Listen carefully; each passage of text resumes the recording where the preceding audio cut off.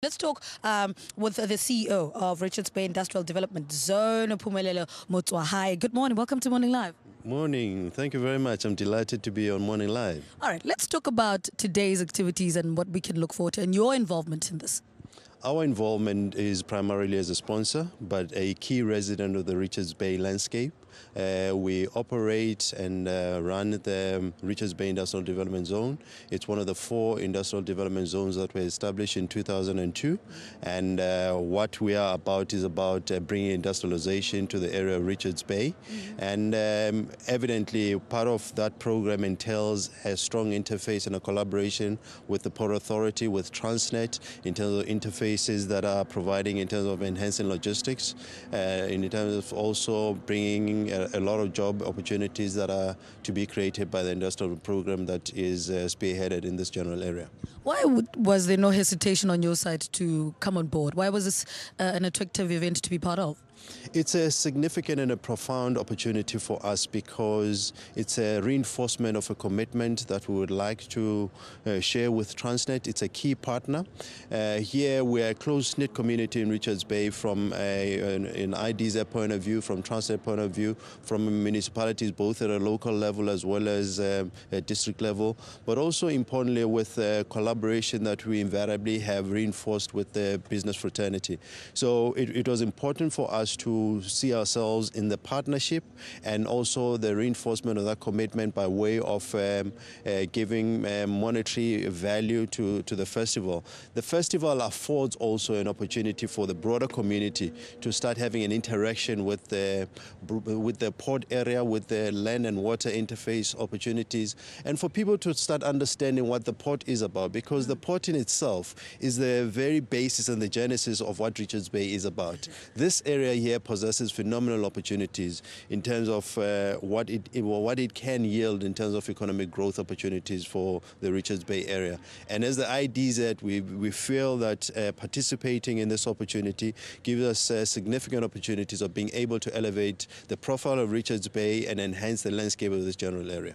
Why does it always seem like these two worlds are so far apart, though, the community and the maritime and the port?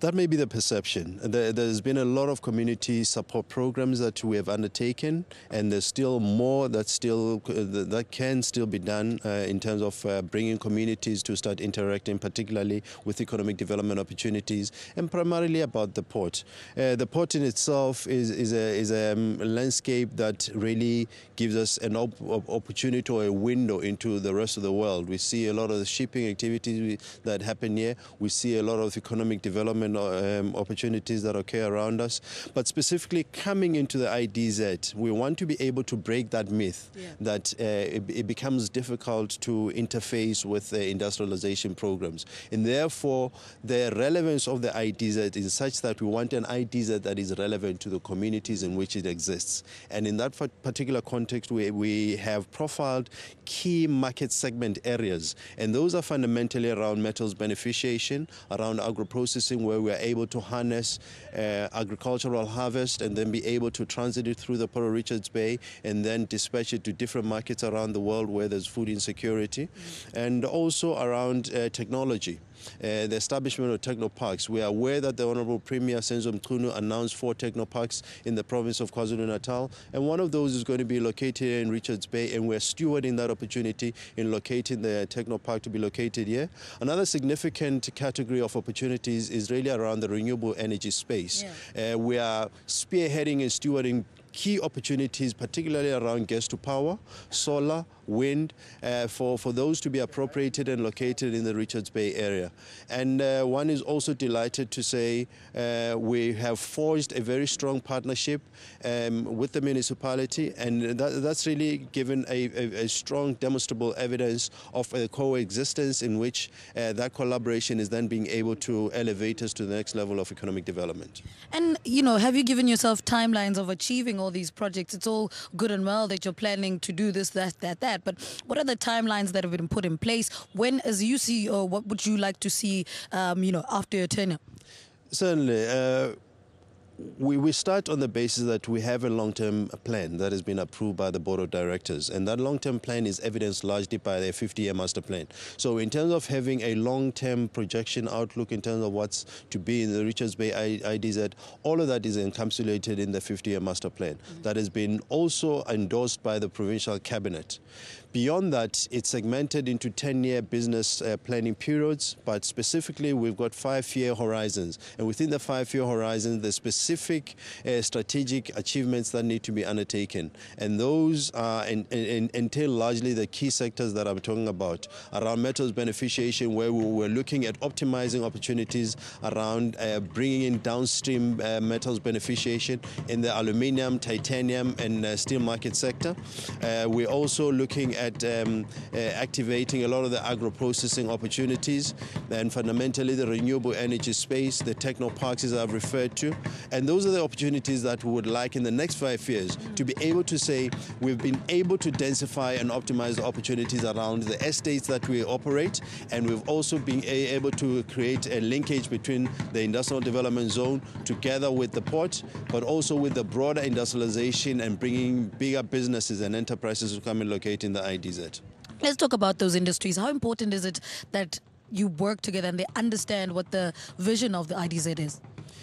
It's fundamental, and this reflects itself in a number of platforms in which we participate. Those are either bilateral or multilateral.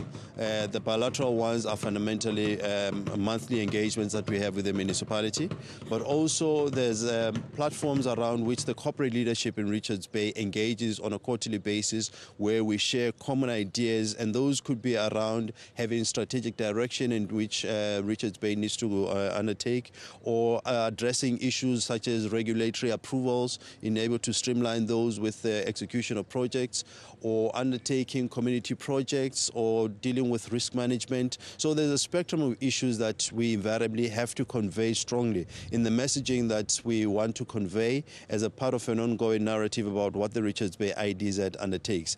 And fundamentally, a lot of the industries that are in Richards Bay are largely anchor industries, and our endeavor is to really roll those down into a lot more downstreaming activities and start having an agglomeration of allied industries to start complementing the existing anchor industries. So we're quite delighted and quite encouraged about the prospects that are coming into Richards Bay. And I should mention, if I may, that there's quite a healthy investment pipeline.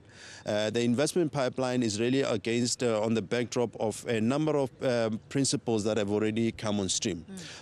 Part of which is really benchmarked on the legislation. We have now the onset of the Special Economic Zones legislation that has been signed into law in May last year by the State President. And the benefit out of the Special Economic Zones Act has been a significant patronage that we've received from a number of foreign direct investors that are looking at now coming and locating in Richards Bay.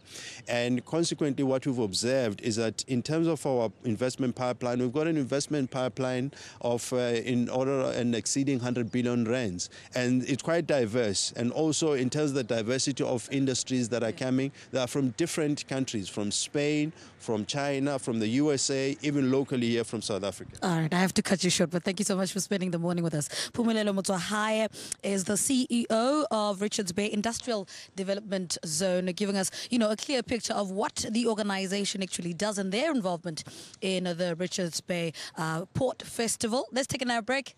Stay with us.